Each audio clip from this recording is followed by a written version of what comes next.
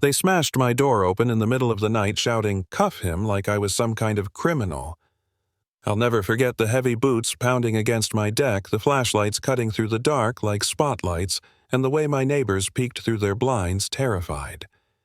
That was the night my life flipped inside out when the HOA of all things tried to drag me out of my own cabin like I was their prisoner. I should probably back up. My name's Caden Sullivan, and I live in Pinewood Estates, a lakeside community that looks picture-perfect on the surface: white picket fences, trimmed lawns, neighbors who wave when they feel like it. But behind that postcard image, there's Maggie Thornfield, our HOA president. If you don't know the type, imagine the most controlling neighbor you've ever had, multiply that by 10 and give her actual power over your property. That's Maggie. It started small, at least small enough that most people just paid up and shut up. A fine for my lawn being an inch too long. Another for leaving my kayak on the wrong side of the dock. Then a notice claiming my porch light was non-compliant with community standards. I laughed at first. Who fines someone for a light bulb? But the laughter stopped when the fines piled up, when my mailbox filled with threats about liens and enforcement actions. I pushed back. I wrote emails. I stood up at meetings. I asked for actual evidence instead of her word. Every time I spoke, Maggie's smile got tighter, her voice sharper, like she couldn't stand the idea of someone not bowing down. The rest of the board sat there like props, nodding along while she played judge, jury, and executioner. Soon, it wasn't just fines. Strange cars lingered outside my place. My trash bins got accidentally knocked over. One night, I found a note taped to my door.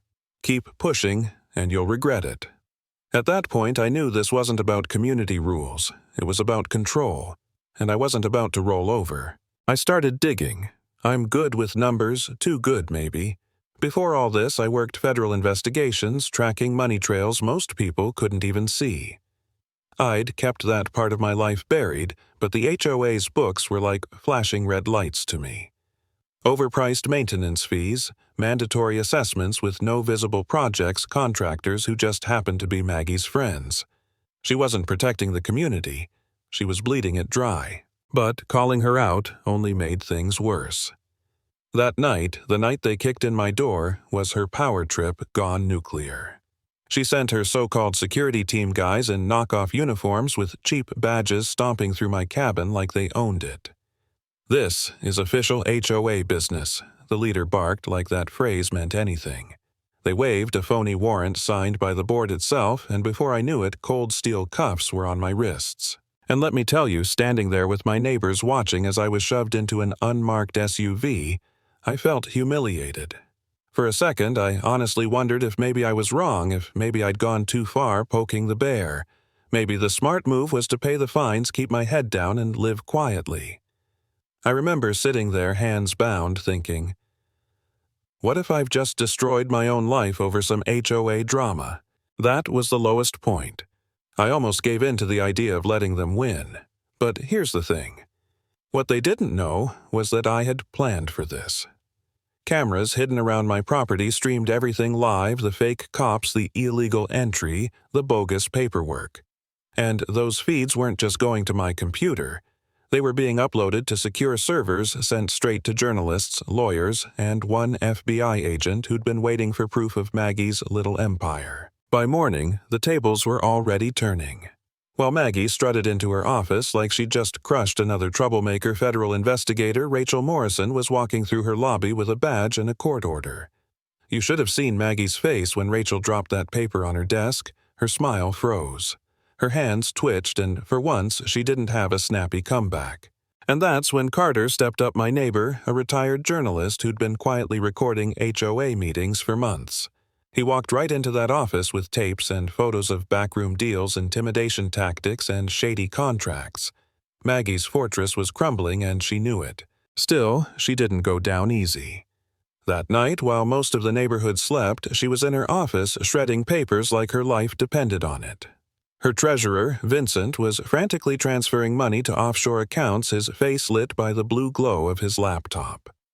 I watched it all on FBI monitors, every shred and keystroke caught by hidden cameras the feds had planted weeks earlier. Then came the final crack in her armor. Douglas, the HOA's lawyer, stormed in with a briefcase, shouting that he'd uncovered proof his advice had been twisted into cover for crimes he'd never agreed to. He wasn't protecting her anymore. He was exposing her. And when Maggie tried to spin it to paint corruption as creative revenue, Vincent finally broke. He admitted he'd been cooperating with the FBI for 2 months, recording everything, feeding them the evidence they needed. Maggie lost it.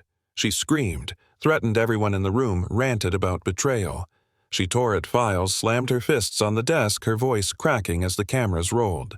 And then, right on cue, the doors burst open. Federal agents stormed in, guns drawn, voices sharp and commanding. Maggie's last words before they cuffed her were drowned out by the sound of paper shredders still chewing their final pages. I watched her dragged out of that office in chains, the same office where she'd humiliated residents, fined families into foreclosure, and pretended she was queen of the neighborhood. Her eyes darted around, desperate for someone to save her, but no one did. For the first time, she had no power. And that's where my story ends. No parties, no high fives, no victory speeches. Just the image of Maggie Thornfield, the self-appointed tyrant of Pinewood Estates, shoved into the back of a federal SUV, while the community she tormented finally exhaled. Power built on fear never lasts.